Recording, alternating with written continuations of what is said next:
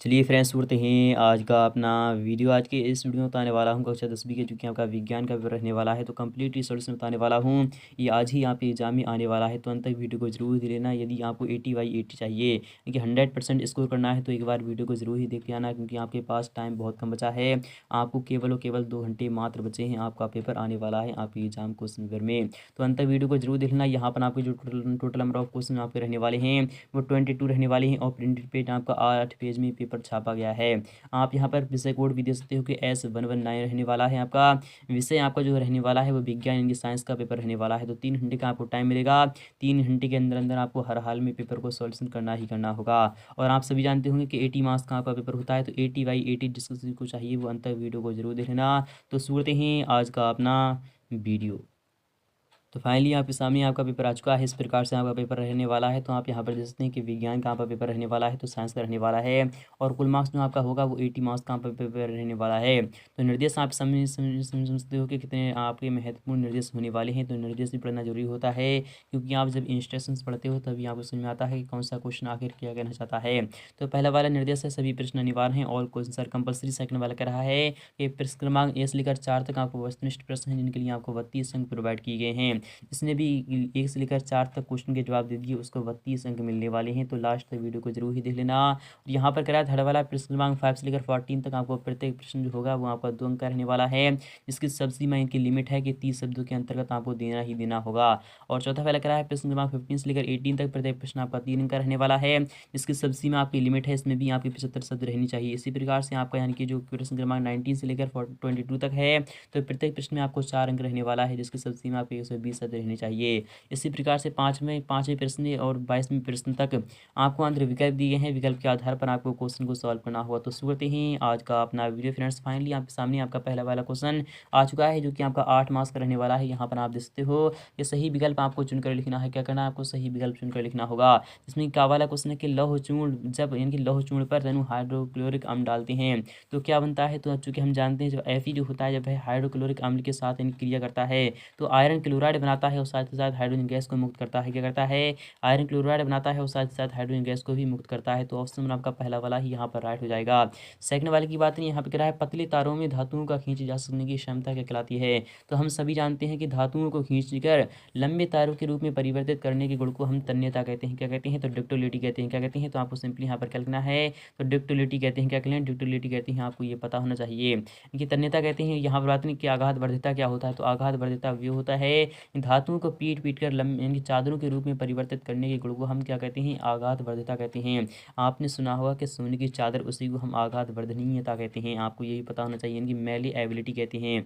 आपको ये भी पता होना चाहिए। नेक्स्ट बात नहीं, गा वाला जो क्वेश्चन होगा वो इस प्रकार से आपका रहने वाला है एग्जाम क्वेश्चन पेपर में। दो तंत्रिका कोशिका के यानी कि 2 तंत्रिका कोशिका जो होती हैं उनके मध्य खाली स्थान को क्या कहते हैं? तो हम क्या कहते हैं? तो सिनेप्स कहते हैं। क्या कहते हैं? आपको सिंपली यहाँ पर सिनेप्स लिख देना, यही आपका आंसर रहने वाला है। तो बी वाला ऑप्शन आपका यहाँ पर बिल्कुल ही राइट होने वाला है। घा वाले क्वेश्चन की बात नहीं कि अलैंगिक जनन मुकुलन द्वारा होता है, तो चूंकि हम जानते हैं यीस्ट में को क्या होता है? तो मुकुलन द्वारा अलैंगिक जनन होता है। और एक में और होता है, वो क्या होता है? वो होता है आपका हाइड्रा होता है। क्या होता है? हाइड्रा में भी आपका मुकुलन द्वारा इनकी क्या होता है? अलैंगिक जनन होता है। ये भी आपको पता होना चाहिए। और यहाँ पर बात नहीं उड़ा वाले क्वेश्चन की, यहाँ पर कह रहा है विद्युत धारा उत्पन्न करने की युक्ति को क्या कहते हैं? इसमें काफ़ी बच्चे कन्फ्यूज हो जाते हैं, क्योंकि विद्युत धारा उत्पन्न करने की युक्ति को तो हम मोटर कहते हैं, और विद्युत धारा मापने की युक्ति को हम एमीटर कहते हैं। क्या कहते हैं? एमीटर कहते हैं। फिलहाल की यहाँ पर उत्पन्न करने की युक्ति कह रहा है, जनरेट करने की युक्ति कह रहा है। तो इनकी जनरेट करने वाली जो मशीन होती है वो आपकी मोटर होती है। क्या होती है? तो मोटर होती है। ऑप्शन में आपका डी वाला यहाँ पर बिल्कुल ही राइट होने वाला है। चार वाले क्वेश्चन की बात करें, इनमें से कौन श्रृंखला का आहार इनकी आहार श्रृंखला का निर्माण करती हैं? क्या घास को गेहूँ खा सकता है? तो नहीं है, आपको बिल्कुल ही रॉन्ग हो जाएगा। क्या बकरी को यानी कि बकरी को गाय खा सकती है? बिल्कुल ये भी आपका रॉन्ग हो जाएगा। क्या घास को बकरी खा सकती है? तो हाँ, और बकरी को मानव ही खा जाता है, तो इसलिए आपको क्या हो जाएगा? बिल्कुल ही सत्य हो जाएगा। सेकंड वाला ऑप्शन आपका यहाँ पर बिल्कुल ही राइट होने वाला है। यहाँ पर क्वेश्चन 6 की बात करें इस प्रकार से रहने वाला है कि विश्व में सबसे तेजी से कम होने वाला प्राकृतिक संसाधन कौन सा है? क्या जल है? तो बिल्कुल ही नहीं, जल तो कभी खत्म ही नहीं हो सकता, क्योंकि हम जानते हैं 3/4 क्या है? तो इस दुनिया में 25% तो हम लोग रह रहे हैं, और बाकी के 75% क्या है? तो जल ही जल भरा हुआ है, इसलिए 75% ये कभी खत्म नहीं हो सकता। और वन है तो हाँ, ऑप्शन में आपका बी वाला यहाँ पर बिल्कुल ही राइट हो जाएगा। काफ़ी तेजी की मात्रा, काफ़ी तेजी के साथ आपका यानी वनों की क्या होती जा रही है? तो कमी होती जा रही है, तो आपका बी वाला ऑप्शन बिल्कुल ही राइट होने वाला है। यहाँ पर बात करें कि आवर्त सारणी में यानी कि आवर्तों की संख्या कितनी होती है, तो चूँकि हम जानते हैं जो हॉरिजॉन्टल लाइन होती हैं आवर्त सारणी में, यानी कि जो पीरियोडिक टेबल जो होती है उसमें जो हॉरिजॉन्टल लाइन होती हैं उसी को हम आवर्त कहते हैं। क्या कहते हैं, तो हम आवर्त कहते हैं। तो उसकी संख्या कितनी मानी जाती है, तो 7 मानी जाती है। तो यही आपका विकल्प सी वाला यहाँ पर बिल्कुल राइट होने वाला है। यहाँ पर बात है नेक्स्ट वाले क्वेश्चन की, तो सेकंड वाला क्वेश्चन आपके एग्जाम में इस प्रकार से रहने वाला है। यहाँ पर कह रहा है रिक्त स्थान आपको पूर्ति करना है, फिलिंदा बैलेंस आपको खाली स्थान भरना होगा।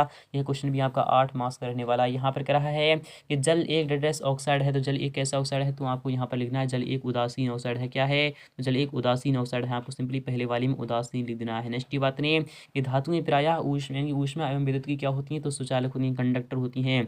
आपको सिंपली यहाँ पर क्या, दोस्तों आज मैं आपको बहुत ही बढ़िया एप्लीकेशन के बारे में बताने वाला हूं जो डेली हंट द्वारा बनाई गई है। इस साल डेली लर्न ने आई अचीव स्कॉलरशिप एग्जाम रखा है। इसमें भाग लेकर आप मोबाइल फ़ोन, लैपटॉप व स्मार्टफोन जीत सकते हैं। तो डिस्क्रिप्शन में दिए हुए लिंक पर क्लिक करके जल्दी से रजिस्टर लीजिए और पाइए 50 करोड़ की स्कॉलरशिप जीतने का मौका। दोस्तों इसकी सबसे बड़ी खूबी तो ये है कि पहली बार किसी ने बड़े शहरों के साथ साथ छोटे शहर और ग्रामीण भागों तक क्वालिटी एजुकेशन पहुँचाने का निर्णय लिया है और यहाँ इंग्लिश के साथ साथ हिंदी माध्यम में भी पढ़ सकते हैं। डेली लर्न जल्द ही अपना ऐप लाने वाला है जहां आपको live classes, study notes, test series और कुछ मिलेगी। तो आप वेट किसका कर रहे हैं, जाइए लिंक डिस्क्रिप्शन में है और इनाम जीतिए। क्या लिखना है, तो सुचालक लिखना, यही आपका आंसर रहने वाला है। तो आई होप भी आपको समझ में आ रहा होगा। नेक्स्ट बात है कि मादा और गर्भस्थ शिशु के बीच जैविक संबंध स्थापित करने वाला जो ऊतक होता है वो क्या होता है, तो सिंपली आपको क्या लिखना है, तो प्लेसेंटा लिखना है। क्या लिखना है, प्लेसेंटा लिखना, यही आपका आंसर रहने वाला है।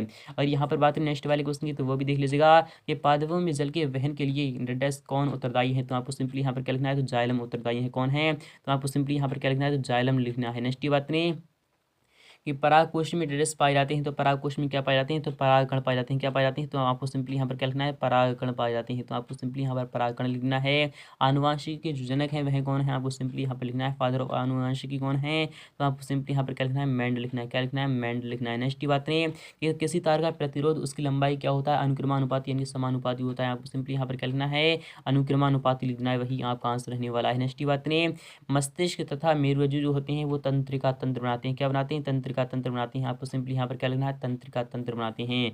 और यहाँ पर बात थर्ड वाले क्वेश्चन की, वो इस प्रकार से आपका पूछा जाने वाला है। यहाँ पर क्या है, सही जोड़ी का आपको मिलान करना होगा। ये क्वेश्चन भी आपका 8 मार्क्स का रहने वाला है। यहाँ पर क्या रहा है, सबसे अधिक क्रियाशील धातु कौन सी होती है, तो हम जानते हैं पोटेशियम, क्रोमियम और आपकी जो होती है वो आपकी यानी पोटेशियम और सोडियम होती है और क्रोमियम होती है। तो आपको ये सभी पता होना चाहिए। और सामान्य रक्तदाब जो होता है वो आपका 120/80 mm होता है। आपको ये भी पता होना चाहिए। पादप हार्मोन जो होता है वह क्या होता है, तो साइटोकाइनिन होता है। आपको ये भी पता होना चाहिए।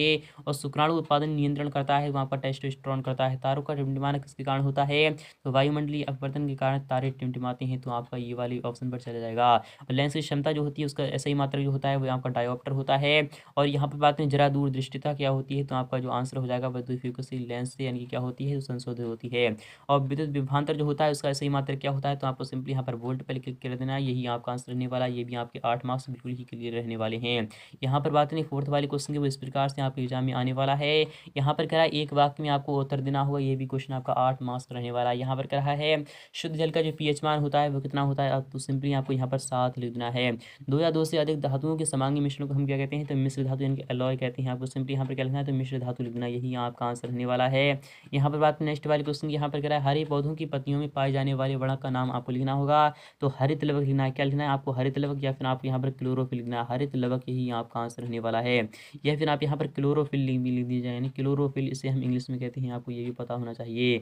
और यहाँ पर बात नेक्स्ट वाले क्वेश्चन की कि नर युग्मक एवं मादा युग्मक के संलयन क्या कहते हैं, तो निषेचन कहते हैं। क्या कहते हैं, आपको सिंपली यहाँ पर क्या लिखना है, तो निषेचन लिख देना है। यही आपका आंसर रहने वाला है। नेक्स्ट बात में लिंग निर्धारण करने वाले गुणसूत्र का कौन कौन से है, तो आपको सिंपली यहाँ पर एक्स और वाई लिख देना है। क्या लिखना है, एक्स और वाई लिखना है। लेंस की क्षमता जो होती है उसका जो सूत्र होता है P इक्वल क्या होता है, तो 1/f होता है, जिसे हम डायोप्टर से दर्शाते हैं। कैसे दर्शाते हैं, डायोप्टर से दर्शाते हैं। और निकट दृष्टि दोष दूर करने में कौन सा लेंस उपयोग होता है, तो आपको सिंपली अवतल लेंस लगा देना है। क्या लगा देना है, अवतल लेंस लगा देना, यही आपका आंसर रहने वाला है। तो आई होप ये भी आपको समझ में आ रहा होगा। और यहाँ पर बात है नेक्स्ट वाले क्वेश्चन की विद्युत प्रतिरोध का ऐसे मात्रक क्या होता है, तो आपको सिंपली यहाँ पर ओम लिख देना है। क्या लिख देना है, ओम लिख देना है। आपको यही आपका आंसर रहने वाला है, ओम लिख देना है। यहाँ पर बात नहीं पांचवें क्वेश्चन की, वो इस प्रकार से यहाँ पर रहने वाला है कि शोषण को यानी कि शोषण को उष्मा यानी क्या कह रहा है, यहाँ पर देख लीजिएगा और समझ लीजिएगा। यहाँ पर कह रहा है शोषण की यानी कि शोषण को क्रिया यानी कि शोषण की क्रिया को ऊष्मा क्षेपी अभिक्रिया क्यों कहते हैं, इसका भी सॉल्यूशन मैं आपको प्रोवाइड कराने वाला हूँ। यहाँ यहाँ पर अगर बात करें अथवा वाले क्वेश्चन की, तेल एवं वसा युक्त पदार्थों को नाइट्रोजन से प्रभावित क्यों किया जाता है, आपको इसका जवाब मिल जाएगा नेक्स्ट पार्ट में। अमलगम क्या है, अमलगम के बारे में आपको बताना होगा, ये भी क्वेश्चन आपका 2 अंक का रहने वाला है। इसी प्रकार से वाला क्वेश्चन है कि संक्षारण क्या है और मेंडेलीव की आवर्त सारणी का नियम भी आपको बताना होगा। न्यूलैंड्स का अष्टक नियम आपको बताना है। धमनी और श्राम में कोई 2 अंतर बताना है। काल के वर्धन बताना है आपको। स्वपरागण बताना है। मानव में बच्चे का लिंग निर्धारण करने कैसे होता है, आपको वो सभी बताना है। तो फ्रेंड्स नेक्स्ट पार्ट में इसको सॉल्यूशन प्रोवाइड कराने वाला हूँ। तो मिलते हैं नेक्स्ट पार्ट में।